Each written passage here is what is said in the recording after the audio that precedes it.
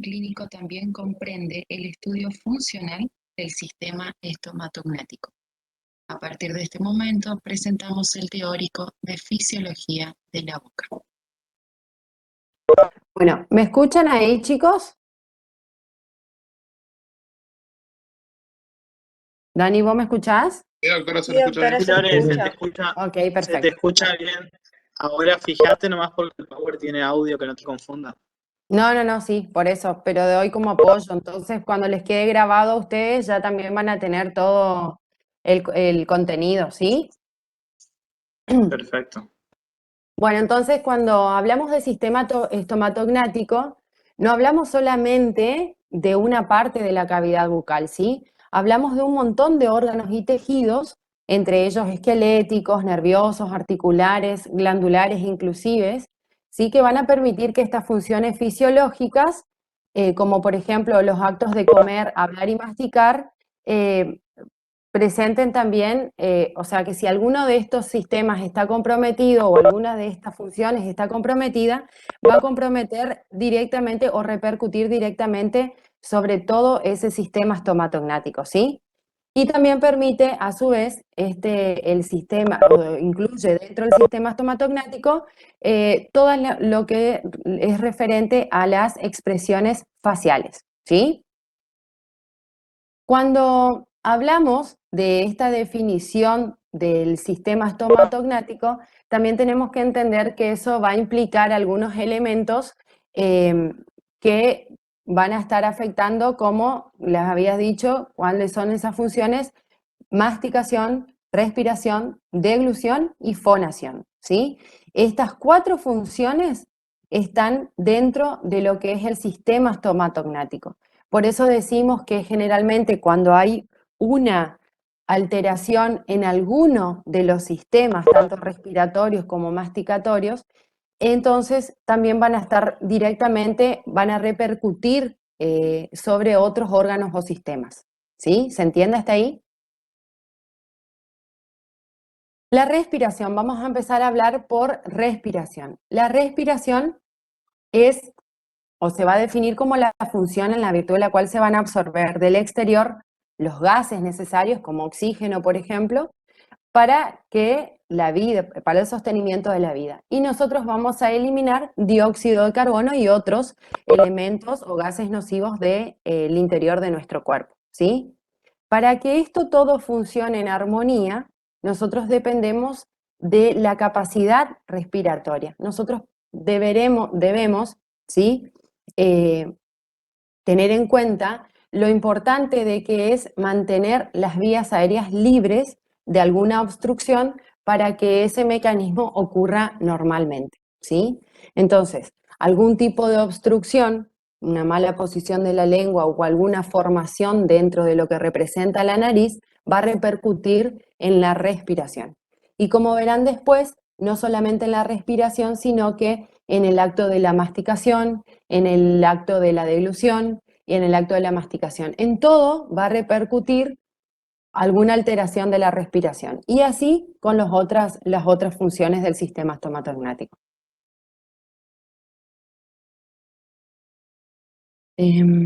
Paso pantalla. Bueno, ¿cómo va a estar compuesto el sistema respiratorio? Dentro de lo que vamos a hablar más que nada, la parte respiratoria, ¿sí? Vamos a estar que está conformado por una vía aérea superior, que van a ser en este caso las cavidades nasales, ¿sí? La cavidad oral y la faringe, ¿sí? A través de todos estos conductos el aire ingresa, ¿sí? ¿Cuál va a ser la función de este sistema o de la vía aérea superior? Tiene la función de entibiar, humidificar y filtrar partículas, ¿sí? La vía aérea inferior va a estar compuesta por tráqueas, bronquios y pulmones, ¿sí? Y tiene la función directamente de lo que corresponde al intercambio gaseoso. O sea que una vez que las partículas, el oxígeno y los demás componentes del exterior ingresan, atraviesan por la primera barrera, que es la vía aérea superior, filtrando, humedeciendo las partículas, y una vez que ingresa hacia la tráquea, la función va a ser directamente de intercambio gaseoso. Dentro de lo que corresponde al aparato respiratorio, nosotros tenemos el fuelle. ¿Qué es el fuelle respiratorio? Ese va a cumplir con dos funciones, ¿sí? La primera función es la absorción del oxígeno y la segunda del aire respirado. O sea, ¿qué quiere decir esto? Que a través de todo el fuelle respiratorio nosotros vamos a utilizar ese aparato como para reproducir la voz, hablar o cantar, ¿sí? ¿Dónde o cómo se va a producir esto? A través de la tráquea, los pulmones y los músculos que van a ser los inspiradores y los expiradores. Acá les voy a explicar. Los músculos respiradores, ¿sí? Van a ser los que van a extender el diafragma y los músculos intercostales externos, ¿sí? Ahí, por ejemplo, vamos a obtener también otros tipos de músculos que son los auxiliares y los músculos expiradores, ¿sí? Los encargados de eliminar el aire desde el interior del cuerpo. Los principales son el recto del abdomen, intercostales internos y los auxiliares, ¿sí? Entonces, en lo que respecta a la respiración, músculos, ¿sí? Tenemos que van a haber músculos encargados de la inspiración del aire y otros músculos encargados de la expiración. Una vez que el aire ingresa a nuestro organismo, este va a pasar a través de las fosas nasales, la faringe, la tráquea, va a ingresar a los bronquios, bronquiolos. Una vez ahí llega a los conductos alveolares y en los alveolos es donde se va a producir el intercambio gaseoso. Acá les dejo el audio para que ustedes puedan escuchar, que es lo mismo que les dije. La respiración normal, llamada respiración nasal, es aquella en la que el aire ingresa por la nariz sin esfuerzo con un cierre simultáneo de la cabeza. Se crea así una presión negativa entre la lengua y el paladar duro en el momento de la inspiración. La lengua se eleva y al apoyarse íntimamente contra el paladar ejerce un estímulo positivo para su desarrollo. Ustedes si prueban se van a dar cuenta que no van a poder hacer hablar o respirar al mismo tiempo y tampoco tragar o respirar al mismo tiempo. Entonces sí o sí interviene en la respiración una sola abertura, una sola abertura. O la nariz, o la parte de la nariz de fosas nasales, o muchas veces los respiradores bucales a través de la boca, ¿sí? ¿Cuál es la mecánica ventilatoria? La inspiración es un proceso activo, donde se produce ahí entonces una contracción del diafragma y los músculos intercostales externos. El resultado de esto va a ser la expansión torácica, para que se produzca entonces ahí la entrada de aire. Y una vez que el aire está dentro y se produce el intercambio gaseoso, nosotros vamos a realizar la mecánica de la expiración, donde eso sí ya es un proceso pasivo, ¿sí? Que no debe requerir una actividad muscular. El resultado de esto va a ser la relajación torácica. Una vez que nosotros respiramos, ¿sí? O inspiramos, dentro de la cavidad torácica se va a producir una presión negativa, ¿sí? Para que se produzca de forma activa la entrada de aire. Después ocurre una recuperación elástica de esos pulmones y músculos para que la salida de aire sea pasiva. Entonces, ahí dice que un remanente activo sería esa necesidad por ahí que nosotros tenemos de largar todo el aire cuando nosotros realmente forzamos la salida de aire. Cualquier cosa, chicos, ustedes me consultan, ¿eh? ¿Cuáles son los tipos de respiración? Tenemos una que va a ser una costal superior, una intermedia y una costodiafragmática abdominal o respiración completa. Esta es la que nosotros, es la normal, la que nosotros deberíamos realizar, ¿sí? Dicen que cuando nosotros respiramos, en realidad lo que se debe distender es la parte de diafragma y la parte de la panza, y no tanto en las partes superiores donde allí los músculos y los pulmones están contenidos por la parte costal, por la parte de las costillas, ¿sí? Entonces, la respiración puede estar obstruida, ¿sí? O pueden haber causas o obstáculos que van a implicar que la persona no tenga una respiración completa, ¿sí? ¿Y cuáles pueden ser esos obstáculos con los que podemos encontrar nosotros y que muchas veces los podemos detectar radiográficamente? Nosotros cuando pidamos a un paciente una radiografía panorámica, por ejemplo, después cuando vean la parte de radiografía se van a dar cuenta de que nosotros al analizar cada elemento o cada segmento de una radiografía, nosotros vamos a poder detectar si allí hay o no algún tipo de obstáculo y en base a eso nosotros podemos inclusive hacer una derivación oportuna, ¿sí? Al especialista. Primero siempre recuerden que nosotros vamos a derivar al pediatra y a partir del pediatra se realizarán las otras interconsultas necesarias, ¿sí? Eh, ¿Por qué es importante hablar de esto? Porque cuando nosotros nos encontremos en el consultorio ante una posible causa de anomalía dentaria, ¿sí? Una maloclusión, nosotros debemos detectar y podemos muchas veces dentro del consultorio odontológico detectar alguna patología en algún niño, ¿sí? Entonces, estas obstrucciones se pueden dar en la parte alta de la respiración o en la parte baja. En la parte alta, como ustedes ven ahí, tenemos a un tabique nasal desviado, que puede ser por alguna fractura, hay que ver eso. La coriza crónica, las rinitis hipertróficas también, pólipos nasales o cornetes, ¿sí?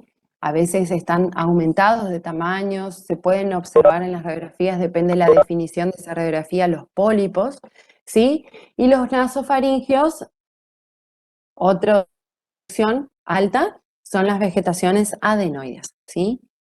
Dentro de lo que serían obstrucciones bajas, tenemos a las bucofaringias, que son la hipertrofia amigdalina. La que más conocemos nosotros son las adenoides, ¿sí? Que normalmente nombramos como adenoides, o las amígdalas inflamadas, ¿sí?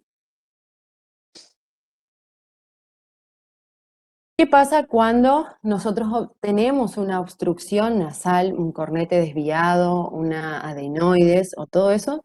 Se produce un tipo de respiración que es la respirador bucal.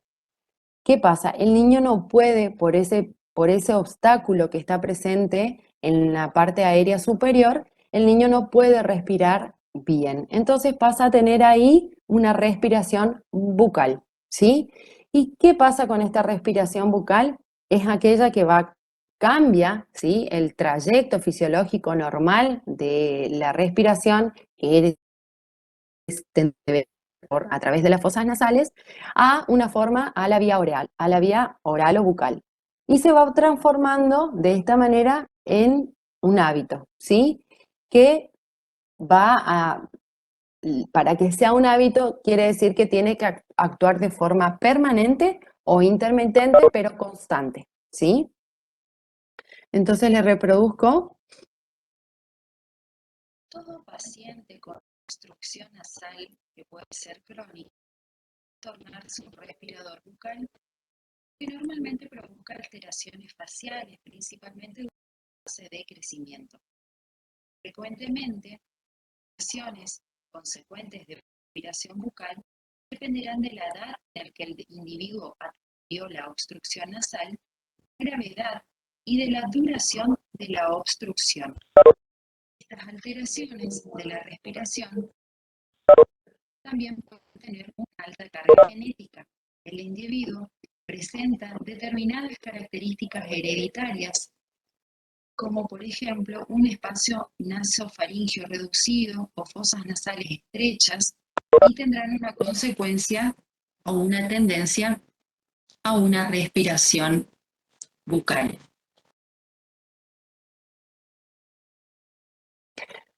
Bueno, a nivel bucal, entonces nosotros, como les había dicho en la diapositiva anterior, que van a haber alteraciones que nosotros vamos a poder observar.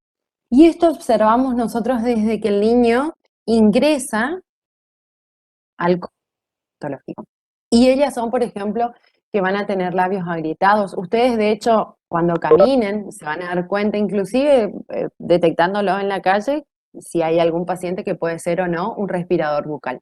Y van a ver ahí labios agrietados, una hiperemia o una hipertrofia gingival, se produce una gingivitis, se tiene localizada una gingivitis en el nivel anterosuperior, ¿sí? Presenta un efecto cariogénico porque a través por tener la boca abierta todo el día, altera a la flora microbiana, entonces presentan generalmente un alto efecto cariogénico y las funciones de la saliva van a estar alteradas. A nivel nasal nosotros vamos a observar que hay una obstrucción por disminución de la permeabilidad de las coanas. Va a haber un éxtasis que favorece la virulencia de la flora bacteriana también y una disminución del sentido del olfato, ¿sí? A nivel faríngeo vamos a poder observar eso ya a nivel de lo que se observa, ¿sí? No clínicamente, porque ustedes a nivel faríngeo ya no lo van a poder observar, pero sí indagar sobre esto al paciente cuando le hacen la historia clínica o cuando quieran meterse más en esta patología, entonces ustedes van a poder observar haciendo la historia clínica que el paciente va a referir estos síntomas, ¿sí? Va a haber una hipertrofia o inflamación de adenotonsilar, las amigdalitis y las consecuentes enfermedades focales, eso significan, por ejemplo, dolores de garganta constantes, alteraciones también de la voz, la fonación va a estar alterada, hay una rinolalia, ¿sí? O sea, ¿qué es la rinolalia? ¿Qué es la fonación alterada? El paciente presenta la voz más finita, ¿sí?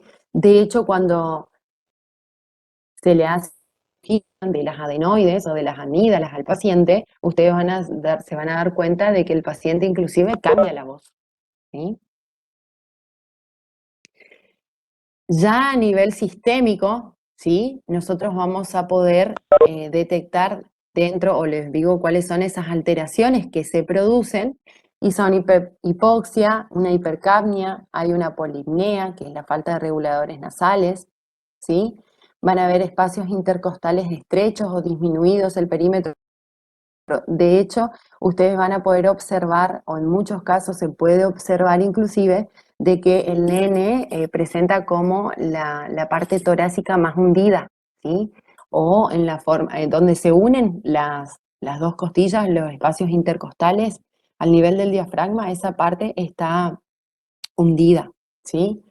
Bueno, a nivel hipofisiario también van a haber cambios y a nivel circulatorio también. Va a haber una hipoxia, una hipercapnia que lleva a una vasoconstricción de la red circulatoria pulmonar y puede haber inclusive una descompensación cardíaca derecha.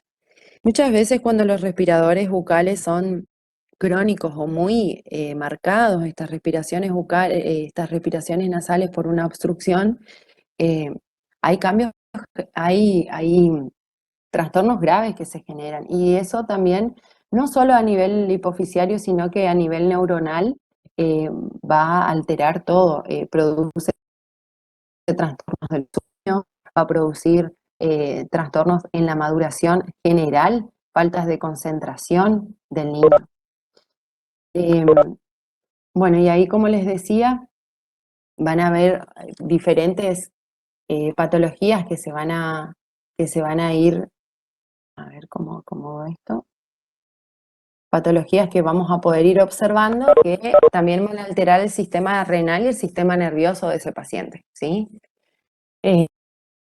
Dentro del sistema nervioso, como le decía, hay irritabilidad, apatía, somnolencia, el chico parece siempre que va a estar cansado, ¿sí? Se irrita fácilmente, todo producto de la buena circulación aérea o por falta de una buena respiración.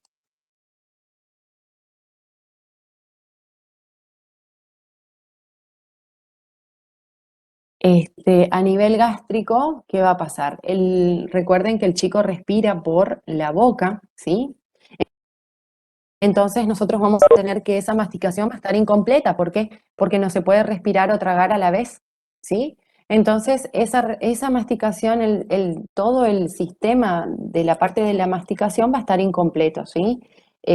No solamente que la comida no va a estar procesada como debería estar procesada, sino que tampoco se produce el bolo alimenticio, ¿sí? Para que la digestión después sea completa. ¿Por qué? Porque se va a prolongar por la permanencia prolongada de ese bolo alimenticio que no se formó bien como se debería formar en la boca, entonces va a estar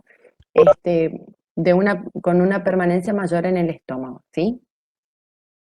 Y esas pueden ser las posibles consecuencias que nosotros vamos a observar cuando este niño también esté con alguna obstrucción nasal, plenitud postprandial, somnolencia, eructos, regurgitación y vómitos.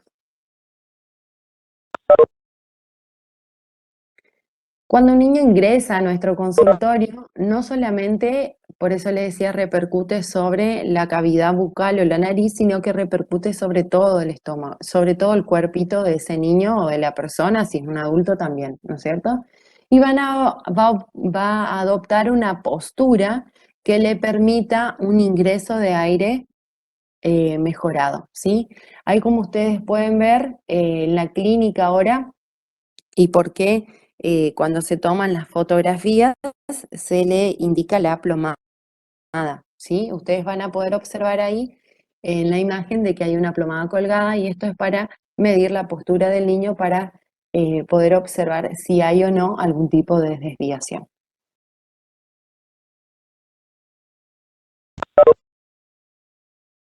Generalmente, el respirador bucal presenta conferencia labial, puede definirse como la capacidad de mantener los labios en contacto. Estos necesitan permanecer abiertos para facilitar la entrada de aire por la boca. Como consecuencia, puede alterarse el tonus con una hipofunción de los labios y carrillos. El labio superior puede presentarse retraído o corto y el inferior evertido y algunas veces con aspecto alterado, pues los labios pueden estar secos y agrietados. Cuando la obstrucción nasal es suficientemente significativa como para impedir la respiración nasal, tendrá como resultado adaptaciones posturales de las estructuras de la cabeza y de la región del cuello.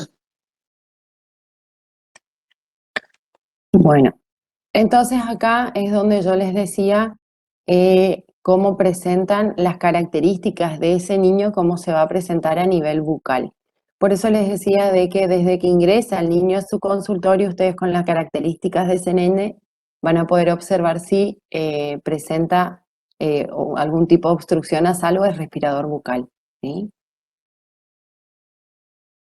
Otro de los síntomas de los respiradores bucales es que pueden presentar hipotonía o hipofunción de los músculos elevadores de la mandíbula, lo que produce una modificación de la posición de reposo de la lengua.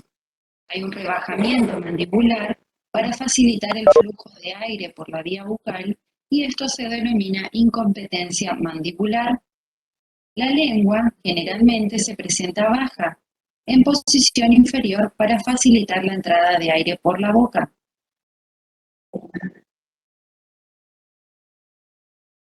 Otra de las alteraciones que ocurre en un respirador bucal es que el diámetro transversal y la profundidad del paladar pueden estar alterados. Eso quiere decir que en el respirador bucal el paladar puede presentarse alto o atrésico. Este paladar puede estar atrésico debido a que como la lengua está en una posición de reposo en el piso bucal, esto no ejerce fuerza sobre el paladar, perdiendo así su función de modeladora natural.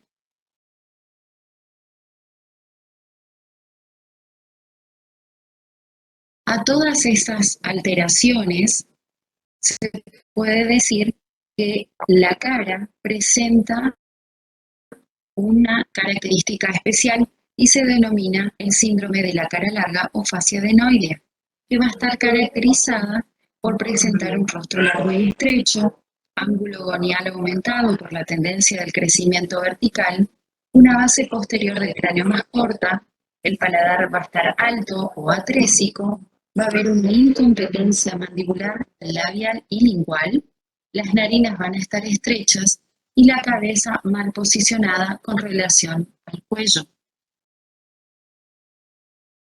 Bueno, entonces acá ustedes lo que van a poder observar, ¿no es cierto?, radiográficamente la imagen de esta nena, ¿sí?, es cómo a través de las vías aéreas, ¿sí?, se observa una desviación del cornete, ¿sí?, con una obstrucción.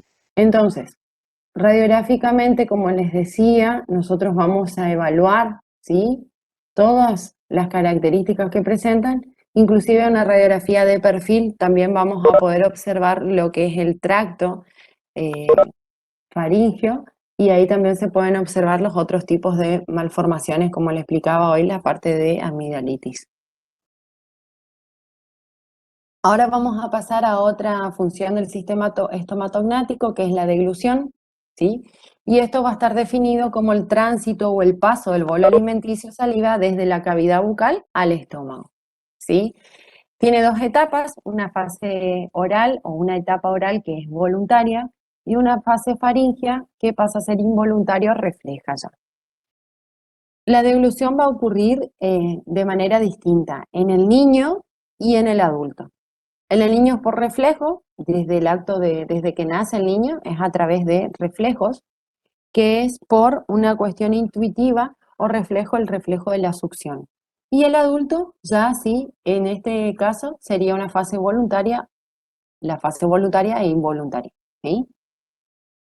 Si la deglución, en este caso, del niño que yo les había dicho, es de manera refleja, que ocurre los primeros meses de vida, si esto persiste durante el tiempo luego de la erupción de las piezas dentarias, pasa ya a llamarse una deglución atípica, que podría llevar a una mordida abierta anterior o una protrusión consecuentemente del grupo incisivo, ¿sí?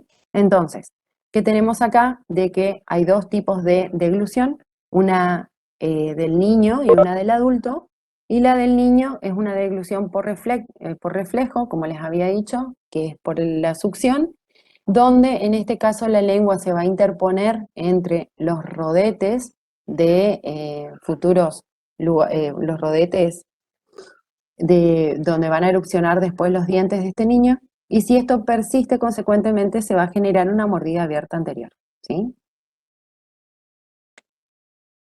Entonces, ustedes van a poder observar acá cómo es el paso del bolo alimenticio, ¿sí? Una vez que ingresa a la cavidad bucal, como les explicaba, toda esta primera etapa es controlada, esto nosotros podemos manejar, ¿sí? Y una vez que el bolo alimenticio atraviesa la parte faríngea, ya es de manera involuntaria. Se puede observar acá cómo el alimento va produciéndose en su paso a través de la cavidad bucal. Dos fases, como le dije, voluntaria oral y una faríngea o involuntaria. La fase oral, ¿qué pasa ahí? Como les decía hoy, no se puede respirar y deglutir a la vez, entonces va a haber en ese momento una detención de la respiración, se produce el cierre labial, ¿sí?, para poder tragar. Va a haber una relajación de la musculatura perioral, que es de los costados, ¿sí? Una contracción de los músculos maceteros y temporales. Va a haber movimientos peristálticos linguales que se van a iniciar en la punta de la lengua, elevando de esa manera la punta de la lengua hacia arriba a través y se van a producir ahí una elevación del velo paladar, que eso va a producir un ascenso del hueso hioides para lo que es el cierre del fuelle respiratorio para que pueda ingresar de esa manera el alimento a través de la faringe. La parte de faringe o involuntaria es cuando el bolo alimenticio va a pasar por los pilares anteriores del velo del paladar y va a comenzar la segunda etapa refleja, que es donde se va a conducir el bolo alimenticio hacia el esófago por las ondas peristálticas. ¿Cuál es la función lingual? En el nacimiento, ¿sí? La lengua es uno de los órganos que interfiere en el aparato en la parte de función de la deglución, entonces tenemos que tener en cuenta cuál es la función lingual. Durante el nacimiento va a ser la de amamantamiento y deglución, y durante la etapa del adulto, fonación, masticación y deglución, ¿sí? El mecanismo de la deglución funciona de forma diferente en el niño y el adulto. Hasta los 2 años aproximadamente, el niño deglute con los maxilares separados y la lengua entre ellos. Después de esa edad, el niño inicia el pasaje hacia una deglución madura que comprende la oclusión de todos los dientes, el contacto de la lengua con la parte anterior del paladar y una contracción mínima de los labios. La desviación del patrón maduro de deglución se denomina deglución atípica. Entonces, como les decía hoy, cuando este tipo de deglución infantil persiste, ¿sí? Ya es como se llama en ese momento una deglución atípica. ¿Cuál es la deglución infantil? Era lo que les decía hoy, la lengua se interpone entre los rodetes dentarios, ¿sí? Y va desde el nacimiento hasta los 2 años aproximadamente, que es cuando el niño completa la dentición, y generalmente el proceso de amamantamiento dura hasta los 2 años de vida. En este caso, los maxilares se van a separar y la lengua va a estar interpuesta entre los maxilares y es guiada por un intercambio sensorial entre los labios y la lengua. El cambio a la deglución adulta se va a establecer con la aparición de la dentición, como les decía hoy, la maduración neurosensorial y comenzar la ingestión de alimentos ya sólidos, ¿sí? Entonces, para que se pueda producir, para que haya esta deglución infantil por el efecto del amamantamiento, ¿sí? El niño va a interponer la lengua entre los dos rodetes para así poder sujetar el pezón de la mamá, ¿sí? Entonces, como ustedes pueden ver ahí, los labios van a estar vertidos hacia abajo y arriba, ¿sí? Y va a interponer el labio entre el pezón de la madre, y a través de eso la lengua, para que se produzca el proceso reflejo que es la succión. La lengua va a ayudar con la succión, ¿sí? La evolución de la oclusión, una vez pasados estos 2 años, entonces, si la oclusión persiste, ya se va a llamar deglución atípica, pero en el caso de que eso no ocurra y que todo sea normal, va a producirse una deglución adulta. Va a haber una aparición sucesiva de incisivos temporarios, va a ocurrir el primer levante de mordida, que es con la erupción del primer molar temporario y luego con la del primer molar permanente. Va a haber una instalación de la guía incisiva, se va a generar curvas de compensación de Spee y de Wilson, ¿sí? Esto a medida que evoluciona, ¿sí? Con la erupción del primer molar permanente. Va a haber un aumento progresivo del tamaño de los huesos maxilares, ¿sí? Y la instalación de la guía canina. La deglución adulta, ¿sí? La lengua, ¿cómo se produce? Si todo ocurre normalmente y no hay ninguna obstrucción a nivel nasal, entonces la lengua va a estar contenida, ¿sí? En este caso, por piezas dentarias y se va a producir de esta manera una compensación, ¿sí?, para evitar algún tipo de alteración. ¿Cuáles son estos? La lengua va a producir una expansión, ¿sí?, que si nosotros no tuviéramos algún soporte muscular o este soporte muscular estuviera alterado, entonces de esta manera nosotros tendríamos ahí algún tipo de anomalía o patología. ¿Qué quiero decir con esto? De que las piezas dentarias, para que estén en su correcta posición, están siempre controladas. Por dentro, ¿sí?, por la parte de la porción palatina y lingual, por la lengua, ¿sí?, y por fuera, por los músculos periorales, que son los labios y los músculos del grupo lateral. Entonces, ¿qué pasa? Si nosotros tenemos un respirador bucal y hay una incompetencia labial, ¿sí?, estos músculos quiere decir que no están suficientemente desarrollados, entonces se va a generar ahí una rotura de ese equilibrio y la lengua con su fuerza va a protruir esas piezas dentarias, ¿sí? Se rompe el equilibrio y se va a protruir. En la deglución adulta, ¿qué va a pasar? El ingreso del alimento se va a producir va a estar dentro de la cavidad bucal, contenido por la lengua y las piezas dentarias, ¿sí? Y ayudado también por la lengua, este alimento va a tocar la bóveda palatina y de esta manera va a dirigirse hacia atrás para lo que es después la deglución involuntaria. La deglución se va a repetir aproximadamente entre 800 y 1000 veces por día, ¿sí?, generando suficientes fuerzas para provocar modificaciones dentarias y dentoalveolares, en todo caso si ese equilibrio estuviera roto, ¿sí? Y así ser el responsable de alteraciones esqueléticas.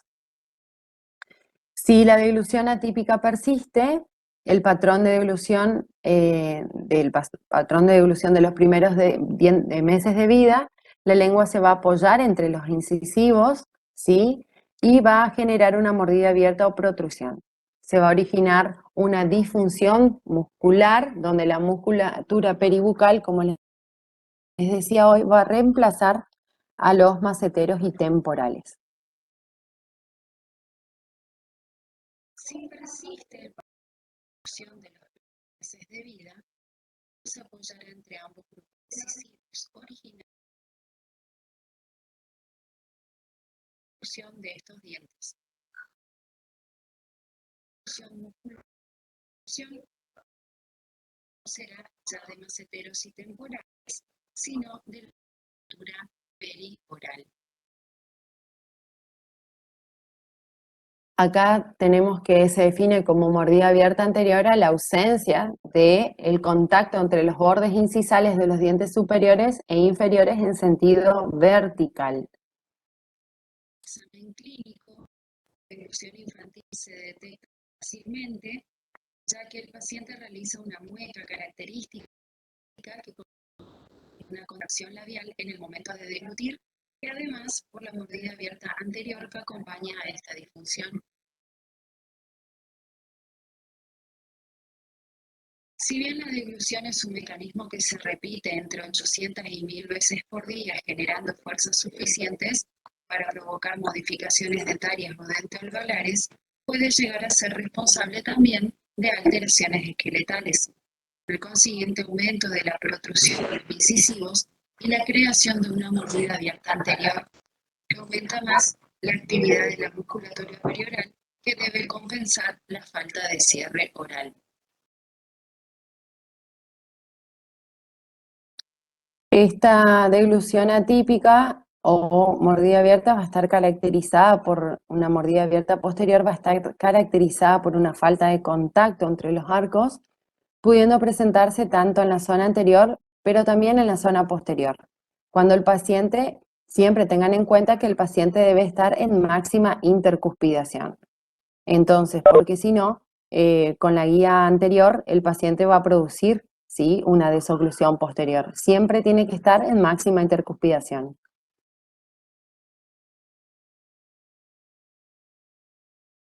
Si bien la mordida abierta está caracterizada por presentar un contacto dentario, esta se puede presentar en la zona anterior o en la zona posterior, siendo el paciente en máxima intercuspidación.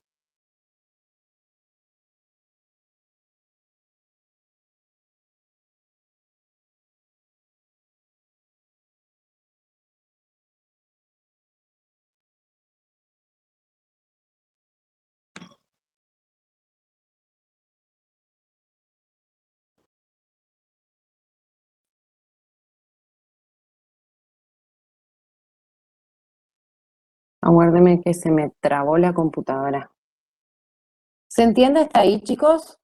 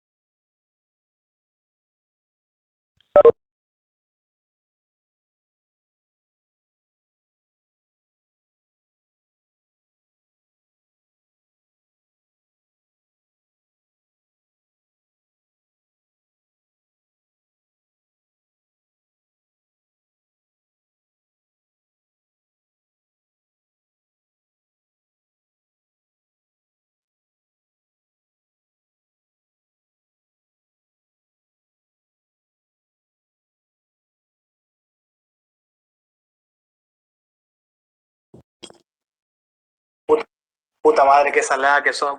Puta madre.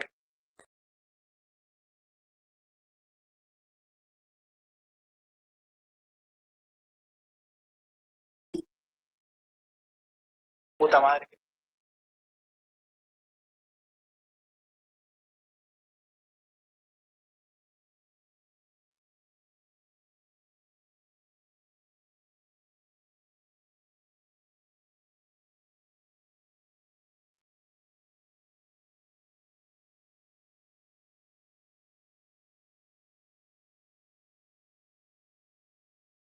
Bueno, vamos a tener que esperar acá porque se me trabó todo.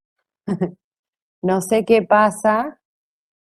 Quiero que si tengan algún tipo de duda o algo me pregunten, chicos, entonces vamos resolviendo todo esto ahora, hasta ahora.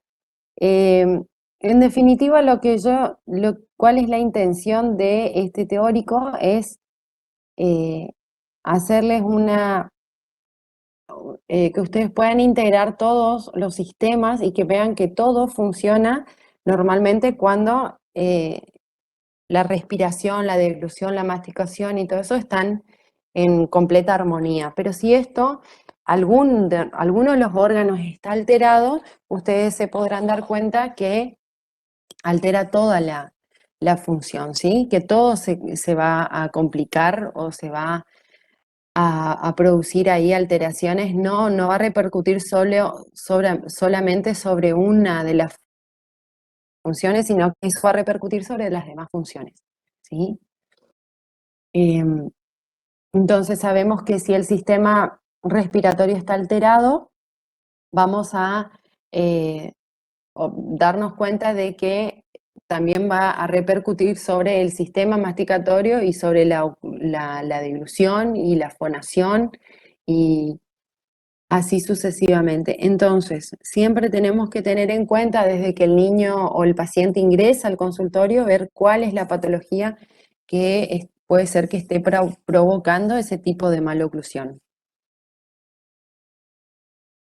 Voy a ver si puedo restaurar, che.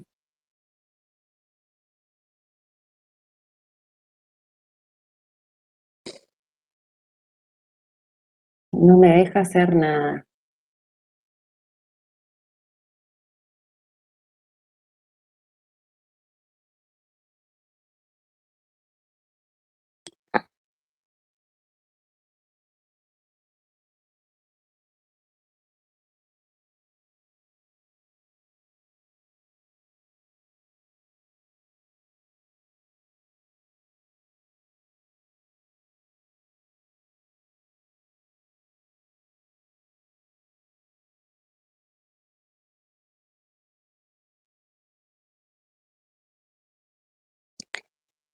Voy a ver si puedo ingresar a el Power desde el celular. Entonces sigo dando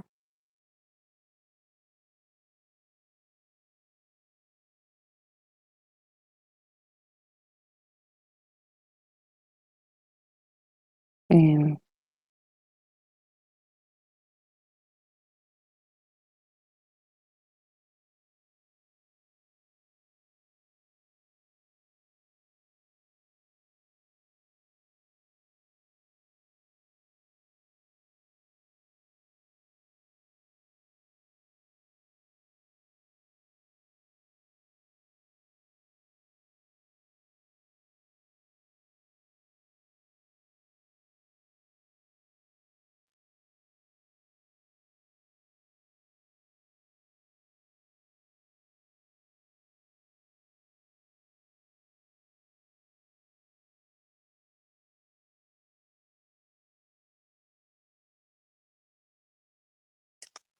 bueno, yo les voy a seguir viendo cómo seguimos haciendo la parte del teórico hasta que se destrabe la computadora. Yo creo que ustedes me escuchan. Lo que no Hola, estoy doctora, pudiendo. sí. ¿Sí? ¿Me Si escuchan? trata de salir de la reunión y volver a ingresar, El tema es que sí, no hay problema, pero ahí tenemos que volver. Viste que el teórico está siendo grabado. Entonces, una vez que es.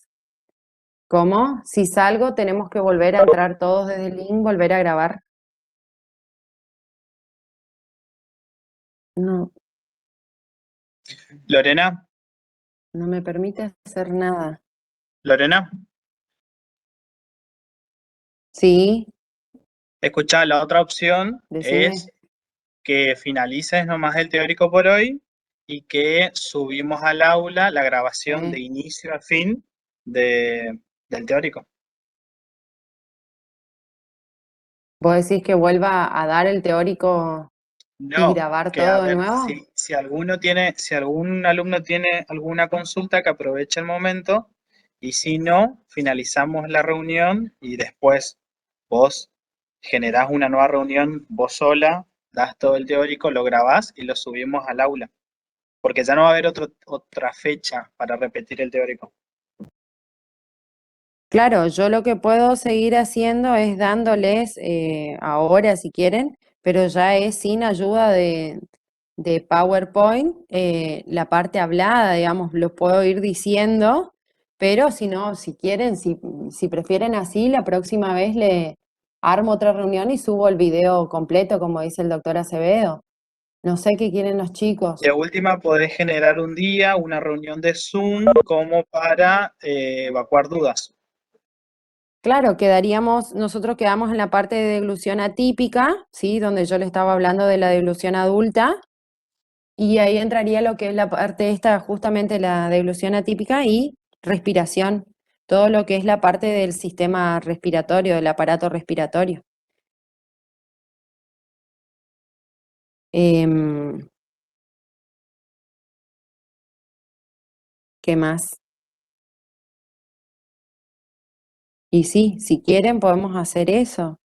doctora, una compañera puso Sí, en el chat que si presiona las teclas control más alt más suprimir se va a cerrar la actividad, que está trabada.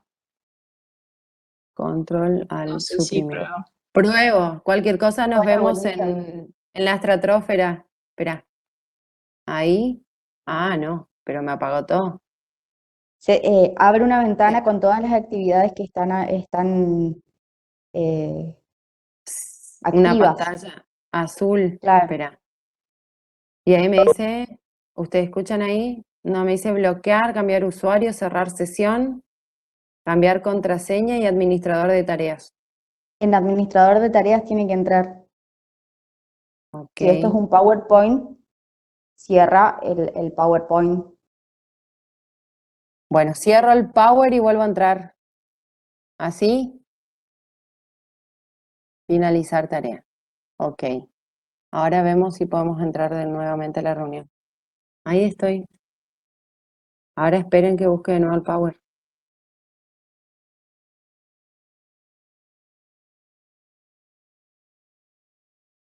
Teórico oficial. Menos mal que tenemos un técnico acá, porque si no...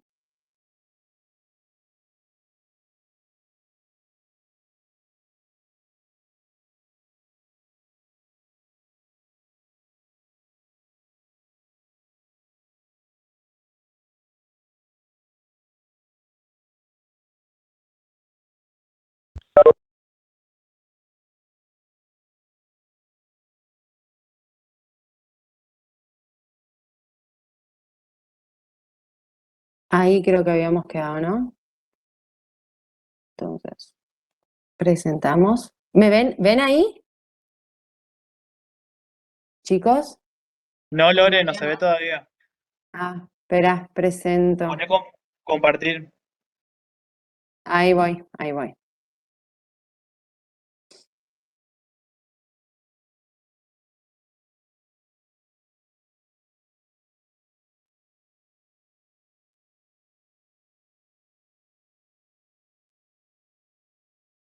Ahí se ve, pone pantalla completa nomás. Ahí estamos. Gracias, gracias a la alumna. De nada. Bueno, estamos. Entonces, esto tenemos una deglución atípica normal, ¿sí? La deglución, como les había dicho, se repetía entre 800 y 1000 veces. Si la deglución atípica persistía, entonces ahí vamos a tener un patrón de deglución similar a los primeros meses de vida, donde la lengua iba a estar interpuesta entre los incisivos.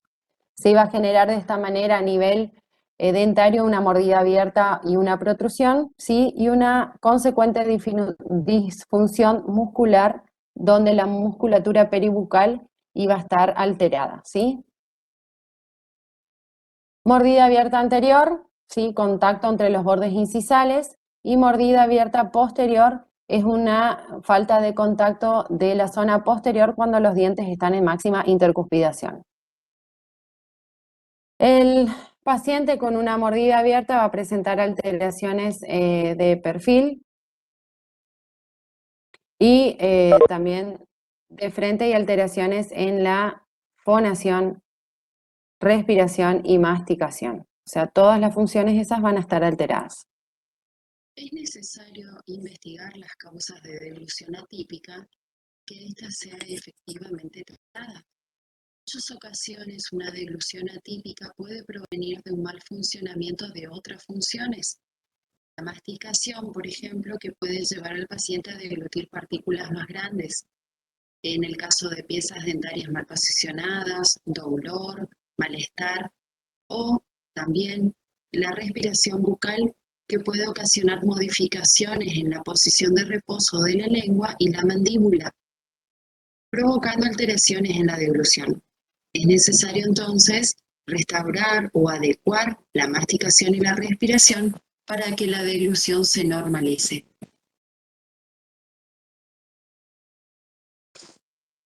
Entonces dice que también una mordida abierta puede estar asociada a una respiración bucal.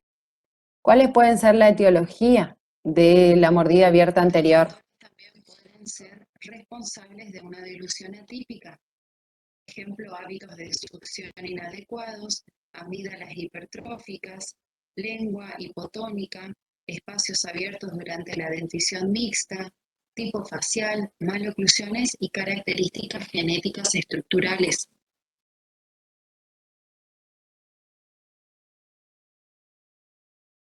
Entonces, pueden haber dentro de la etiología por problemas de crecimiento, por problemas funcionales o por problemas en la erupción dentaria, ¿sí? En este caso nosotros vemos ahí una mordida abierta anterior con una de estas posibles clasificaciones.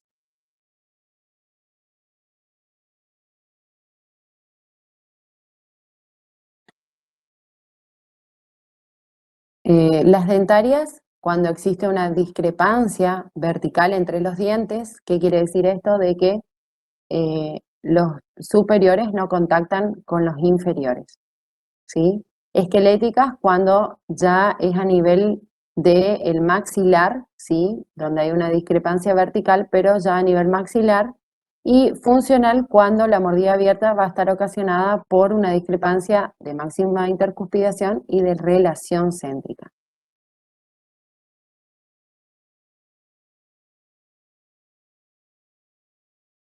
Entonces, esto va a generar problemas en el patrón de crecimiento donde se va a producir en este caso una rotación mandibular hacia abajo y atrás.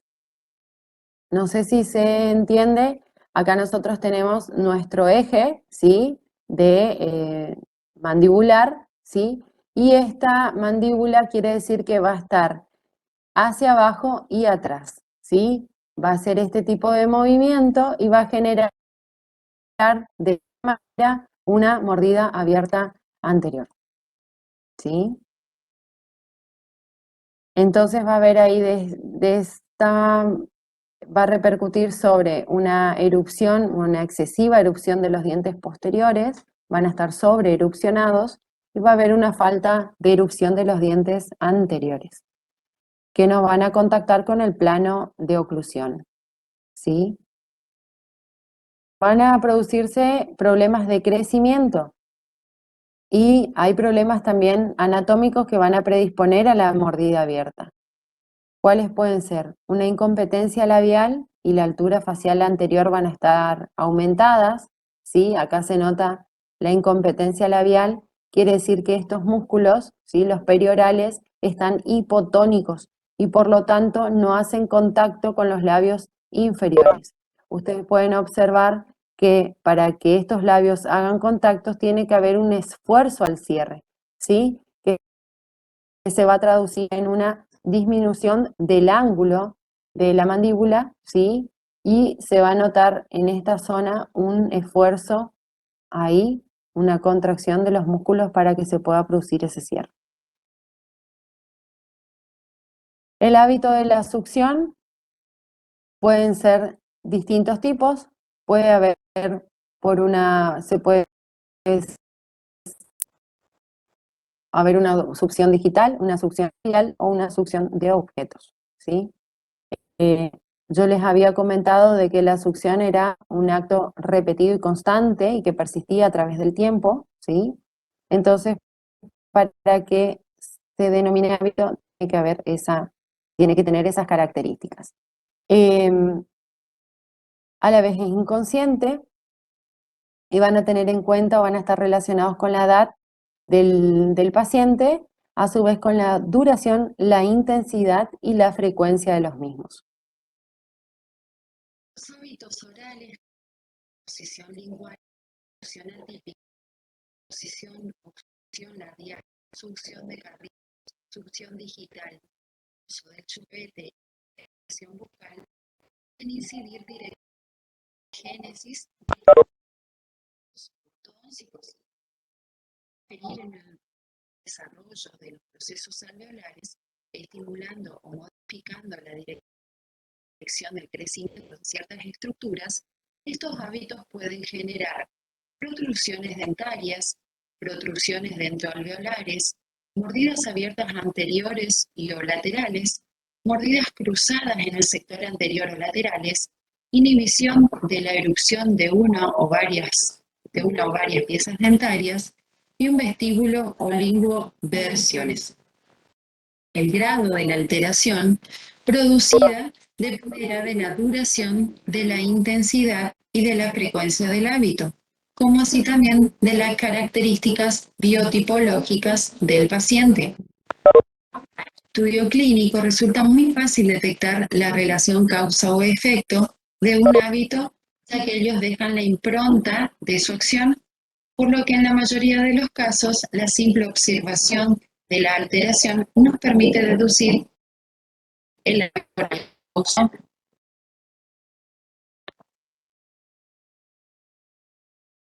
El área de las alteraciones producidas por hábitos en general se limita a la región dentoalveolar. Entre las anomalías que producen se encuentran las mordidas abiertas, llamadas funcionales por su origen. Cefalométricamente, en estos casos, no se observan alteraciones estructurales. Una mordida abierta con aumento en la altura facial inferior estará indicando un componente esqueletal aunque a veces, o en algunas veces, puede estar asociado a un hábito.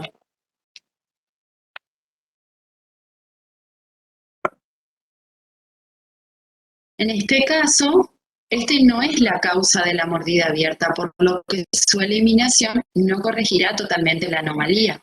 En cambio, las mordidas abiertas funcionales prácticamente se autocorrigen al desaparecer el hábito que las ocasionó.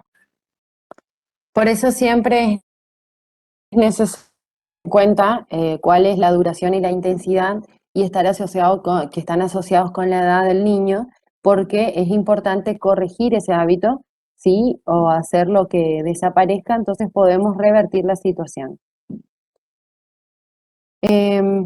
Sobre la hipótesis de esto, la respiración bucal va a producir una postura adaptativa donde, como les mostraba hoy más atrás, la cabeza va a estar inclinada hacia arriba, el maxilar inferior va a estar hacia abajo, porque iban a adoptar un patrón de mordida abierta que va a afectar a la erupción dentaria, ¿sí?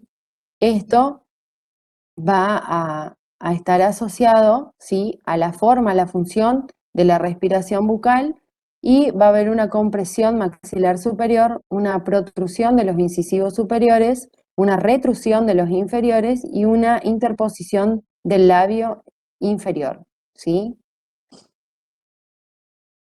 Ahora vamos a hablar sobre la masticación. La masticación es una función aprendida, ¿no es cierto?, condicionada y automática, que va a formar parte de la deglución como el proceso más importante de la digestión, ¿sí? Regularmente la oclusión normal o con una oclusión normal, esto debería ser bilateralmente, ¿sí? De manera alternada hacia un lado al otro, ¿sí? Para que se produzca de esta manera una correcta masticación. La masticación es una función aprendida, condicionada y automática. Al igual que la deglución, la masticación es parte de un proceso más importante que es la digestión. Se observa que el individuo que presenta una buena oclusión masticar bilateralmente de manera alternada o simultánea. Mastica primero de un lado y después pasa el bolo alimenticio hacia el otro lado. Mastica de los dos lados al mismo tiempo. El patrón de masticación natural, típico, por dientes naturales, consiste en alternar de la forma más homogénea posible el lado de trabajo, es decir, regularmente el alimento tanto va para la derecha como para la izquierda en igual cantidades de veces.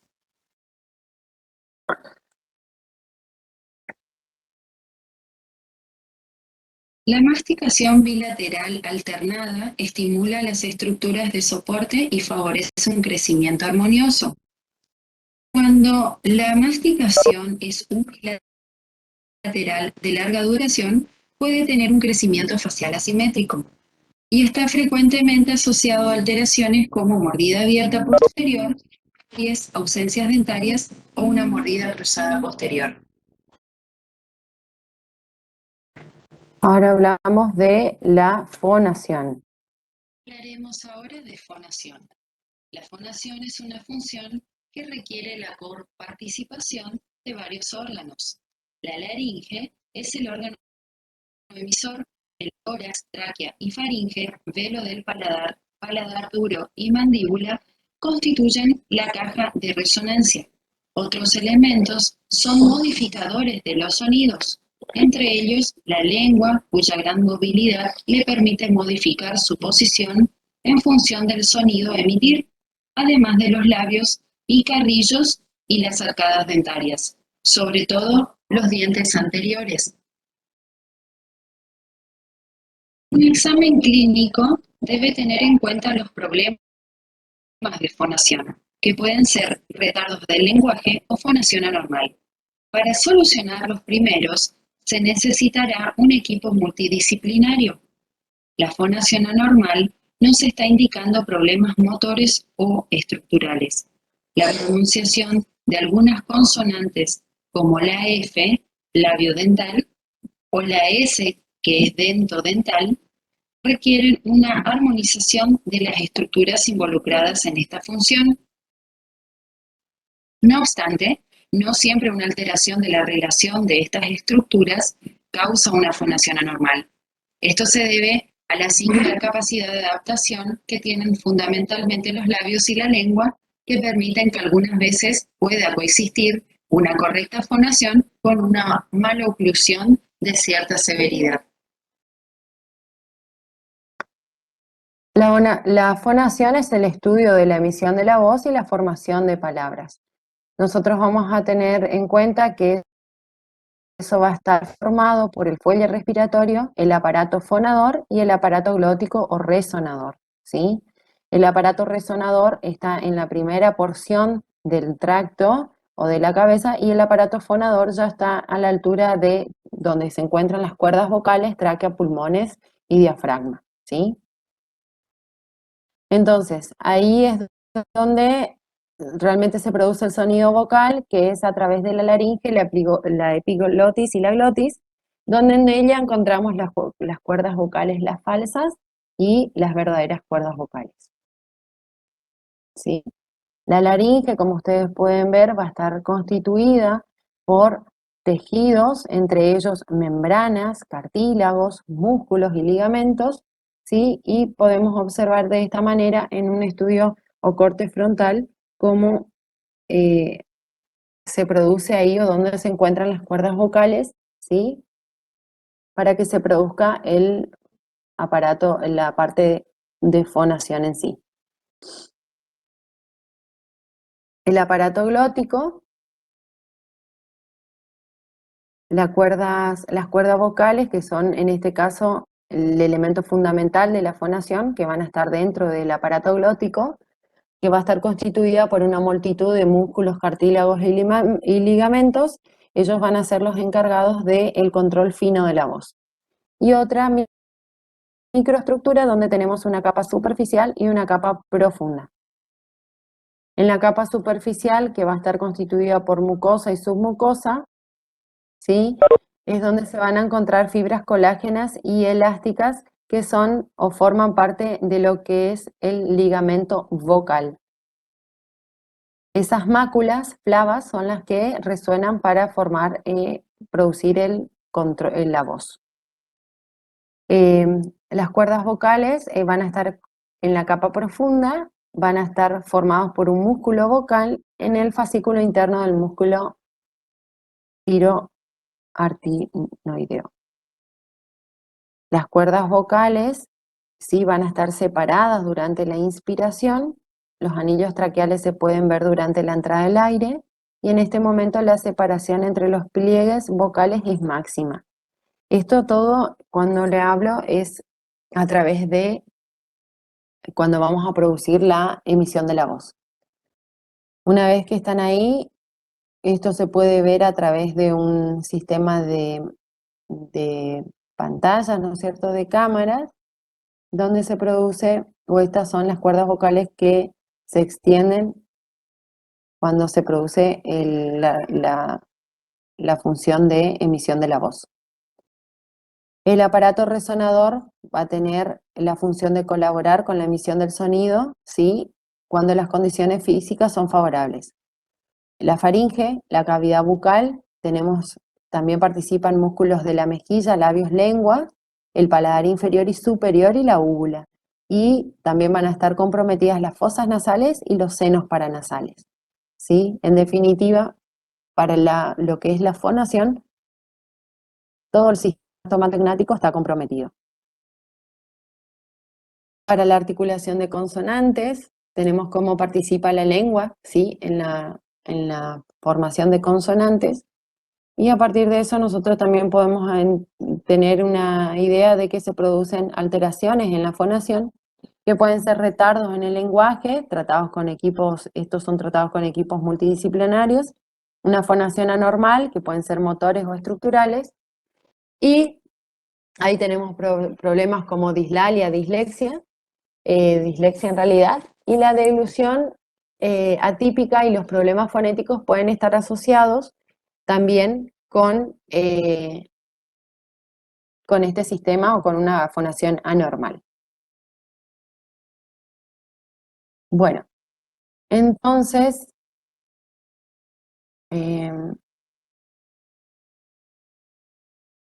vamos a entrar a la...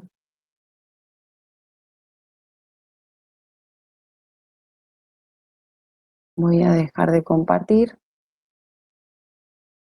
¿Sí?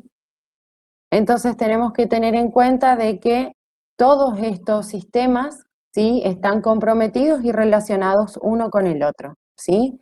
El aparato fonador con los problemas de dislalia, cómo deben tocar la lengua sobre la cavidad bucal o las piezas dentarias, y entonces, o el paladar, y nosotros ahí nos vamos a tener en cuenta de que, por ejemplo, si persiste una deglución atípica o una mordida abierta anterior, con ellos van a estar asociados también problemas de la fonación. Y a la vez se traduce en que esa mordida abierta puede estar relacionada a su vez con un problema de una respiración bucal, producto de una alteración en la vía aérea por alguna obstrucción, ¿sí?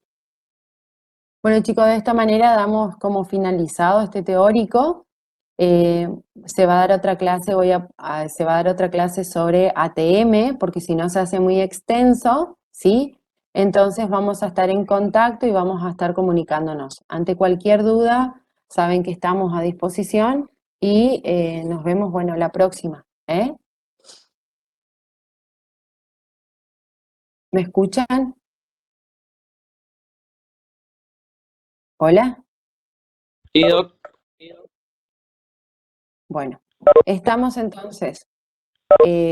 Hasta luego, nos vemos próximamente entonces. Se va a subir entonces el teórico al aula, ¿sí?